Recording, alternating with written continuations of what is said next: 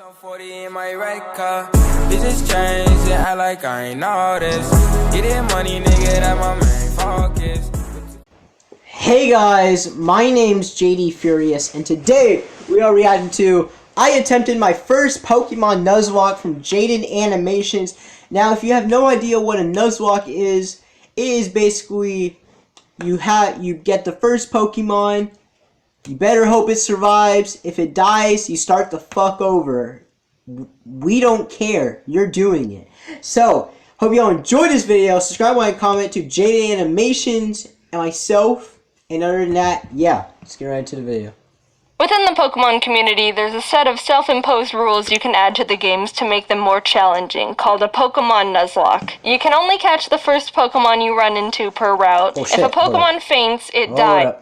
Within the Pokemon community, there's a set of self-imposed rules you can add to the games to make them more challenging, called a Pokemon Nuzlocke. You can only catch the first Pokemon you run into per route. If a Pokemon faints, it dies, and you can't use it anymore. And you have to nickname your Pokemon to get more attached to them. That means if you aren't careful, you can technically lose a Pokemon game under those conditions. I've wanted to do a Nuzlocke for the longest time. I've started a couple in the past, but never actually got to finish any because busy. But today's the day that all changes. I decided to make a video on my first full attempt at a Pokemon Ruby Nuzlocke. Let's see how it went. After breaking free from the back of the moving truck my mom stuffed me in and introducing myself to the neighbor Brendan, the kid that I always thought was a monkey said that he heard screaming up ahead. Professor Birch is getting mauled by a level 2 Poochyena, so I let his Torchic out and she scratches the crap out of it. He gives me Torchic for rescuing him, and I name her Teriyaki, my first Pokemon. Walking up the route more, I run into Brendan, who challenges me to a battle, where Teriyaki proceeds to also scratch the crap out of his Mudkip. Good job, Teriyaki. You're 2 for 2. Doing great. Professor Birch gives me 5 Pokeballs, and the Nuzlocke has officially started. I walked back up to catch my first Pokemon and ran into a ZIGZAGOON. Alright, not the best, but I can work with this. You know, I think we're gonna have a really awesome adventure. Yeah, just scratching the freak out of them. So Teriyaki one-shotted ZIGZAGOON with a critical hit scratch, but whatever. Contain your murder a little bit, alright, guy? Route 102 is right around the corner, and that's where I was able to catch Corn the Seedot. Look at us, couple of friends ready to take on the Hoenn region together. After watching the weird kid Wally struggle to catch his first Pokemon, I continued on to Route 104 and found a little Tailo in the grass. Aggressive and screams and hungry? Oh yeah, I know your name. In Petalburg Forest, a Team Magma grunt jumps some random professor, so Ari and Teriyaki peck his eyes out.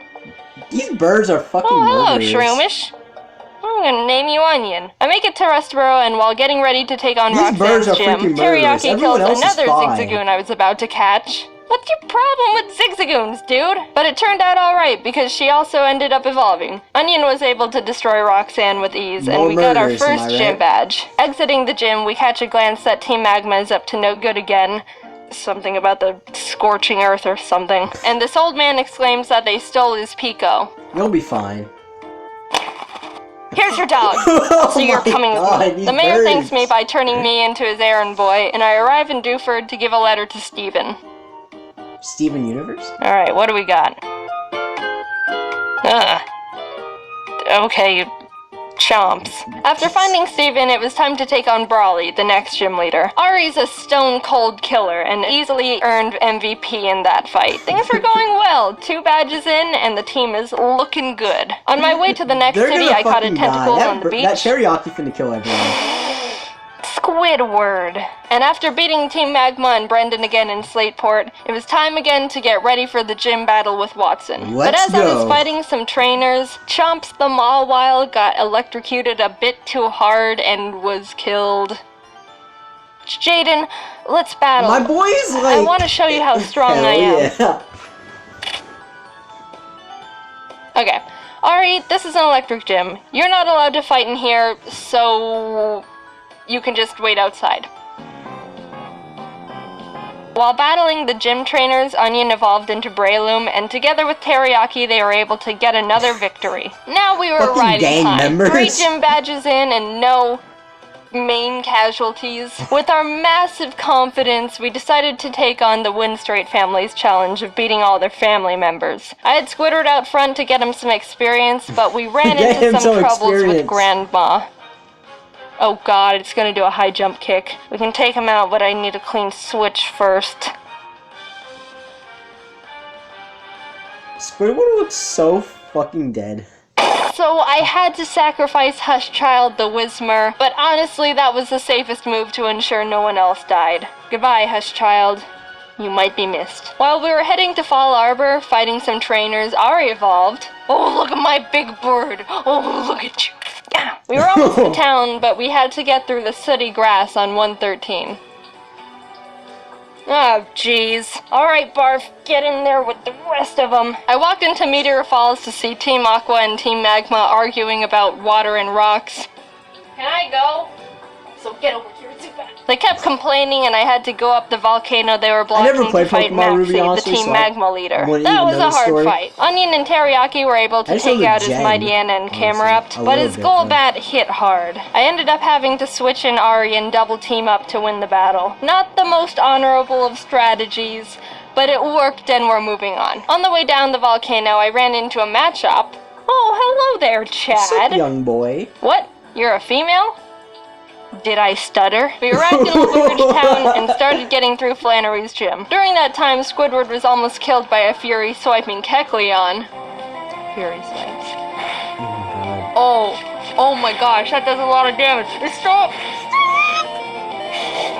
But when it came time to battle, he pulled his weight and more. Honestly, with the team, there wasn't much I could have done to Flannery's fire Pokemon, but Squidward came in clutch by learning Bubble Beam, and it was all over for her. Badge 4, under our belt. Brendan met up with us outside the gym to give us goggles so we could walk in the sandstorms. I found a claw fossil, and Anorith was born. I didn't know what to name it, so my friend named him Gary. Now it was time for the 5th gym. After some training, Chad evolved into Machoke, and the team was leveled up. I started the battle with Ari, and after realizing I was in trouble...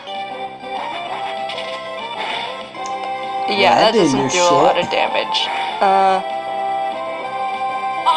I managed to squeak by with more double teams. Ari was barely able to take out the first slacking, so when the second, stronger one came out, I knew I had to use a different strategy. I brought out Onion to leech seed it and try and get more chip damage in, which worked, but he was also killed by Slacking's Facade, which I thought he could take. Chad was able to finish off the rest of the fight, but that was the first death that actually hurt.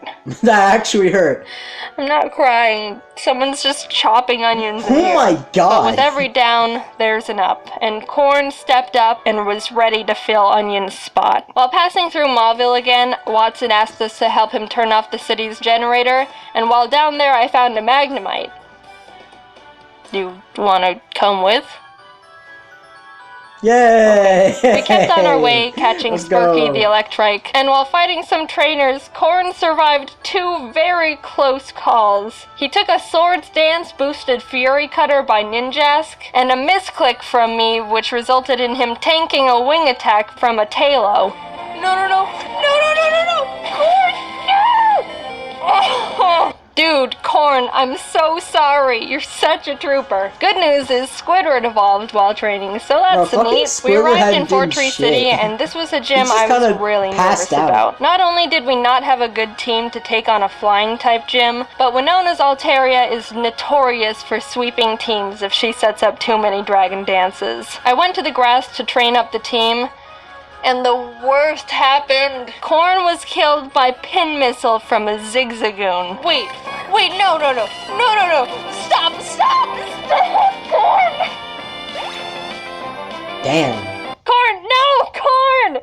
You monster, how could you do this? Is this why you kept trying to kill all the ZIGZAGOONs? I want to think that Corn sacrificed himself because he knew we were at too much of a disadvantage going into Winona's gym, and by opening up a space, we could get the type advantage we needed to stand a chance. With a heavy heart, I brought Zip Zap Zop the Magnemite to the team, and realized how much more grinding I was gonna have to do. I had to fight so many Merrills to get Zip Zap Zop on par with the rest of the team. You want to know how many? The move Thunderbolt can be used 15 times before it runs out, and I had to go back to the Pokemon Center almost 6 separate times to refill it, meaning Zip Zap Zop killed more than 80 Merrill that were living in that lake. Winona led with Swellow, which Zip Zap Zop was able to take out, but she immediately brought out Altaria, which made me very scared because I know she's got Earthquake on that thing. I didn't have a clean switch, and I knew no one on the team could take 2 hits from this Cloud Bird, so I ultimately decided that I'd have to have Zip Zap Zop paralyze it in exchange for his death.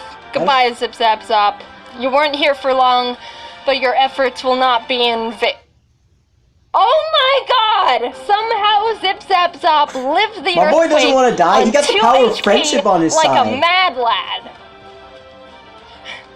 Corn must have been looking down on us for that one, because there was definitely a 90% chance Zip Zap Zop was supposed to die there. With that string of luck, I was able to switch Ari in for Zip Zap Zop to predict another earthquake, and started chipping away at the Altaria, which was not gonna be easy. She was already starting to stack up those dragon dances, which make her moves even more powerful, and I was legitimately sweating. But with what little luck we had left, Winona got greedy and tried to get in that last dragon dance, and that's when Ari was able to swoop in and snipe that kill. If that Altaria would have decided to attack at any point, she would have one-shotted anyone and everyone on my team. Thank you, Corn.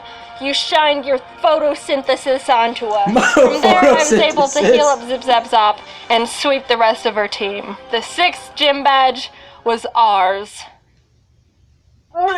Outside the Safari Zone, I found a Duskull I was able to catch. I tried to have Gary on the team since resurrecting him from the dirt, but he honestly has like no moves that do damage, so I decided to replace him with Sin. We arrived in Lily Cove and I tried fishing on the beach for a Pokemon, but Chad punched the Whalmer I reeled up too hard and killed it. We stormed Team Magma's base, and while trying to get the Master Ball they've got on the ground, an Electrode exploded and almost killed Chad, which was uncalled for. After beating their admin, they escaped into a submarine, and I went on to fight the next gym. Tate and Liza were the first double battle gym leaders, and I didn't realize until too late that I was just a tad underleveled for them. They don't have any more than 2 Pokemon, so I think we should be okay. 42?! Where are your guys? Oh! Uh-oh. Sin and Zip Zap Zop made a good duo, being able to confuse and paralyze them, but Solrock managed to get off a Sunny Day powered flamethrower in Zip Zap Zop's face, which totally killed him. That really sucked. Man, how do you know he put in so much work for the team and really carried us this far. The rest of this fight's for you, Zip Zap Zop. Squidward came out, and together with Sin, were able to finish off the duo, getting us our 7th gym badge. Alright, Spurky, you're up. I think I single-handedly wiped out the entire water Pokemon population between Zip Zap Zop and Spurky. I went to Shoal Cave and caught Blubby the Spheal, and went out to take on Maxie one last time. For some reason, I didn't learn my lesson when being underleveled for Tate and Liza, because I was even more underleveled for Maxie. Mightyena. It doesn't go down? This fight was rough.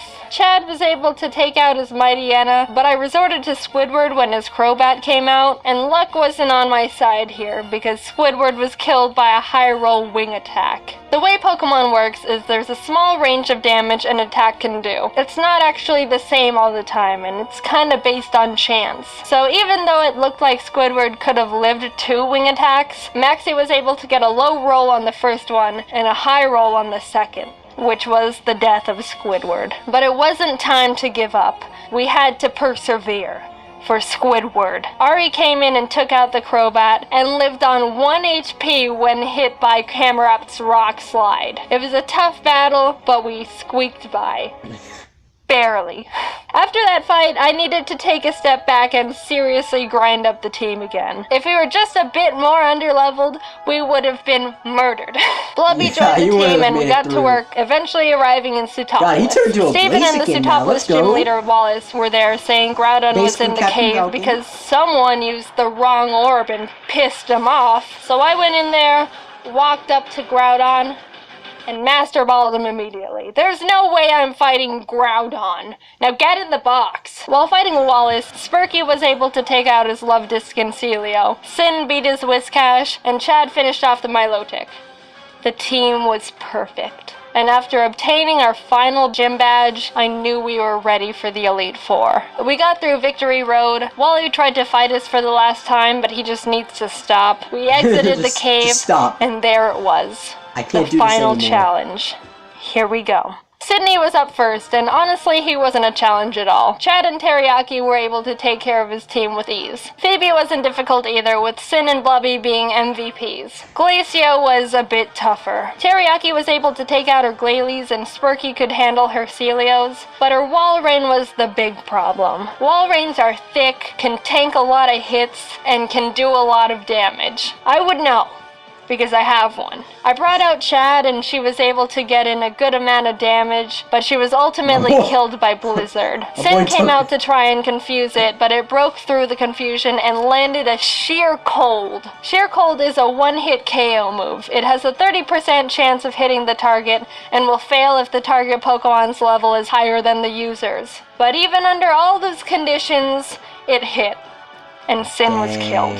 Two great team members, down and out. Chad was with us for so long and pulled so much weight, and Sin got us through some really tough battles. Even with those losses, we were able to finish Glacia off and move on to the final Elite Four member, Drake. Drake's got a tough team, but we've got a Blubby, and she wanted revenge for her fallen comrades. She ice beamed every single one of Drake's Pokemon. Just a straight up massacre. And with that, it was on to the last battle. Steven Stone. I was legitimately nervous. I led with Spurky to take out his Skarmory as quick as possible, and Blubby was able to take out his Claydol and Aggron, but then came his Metagross.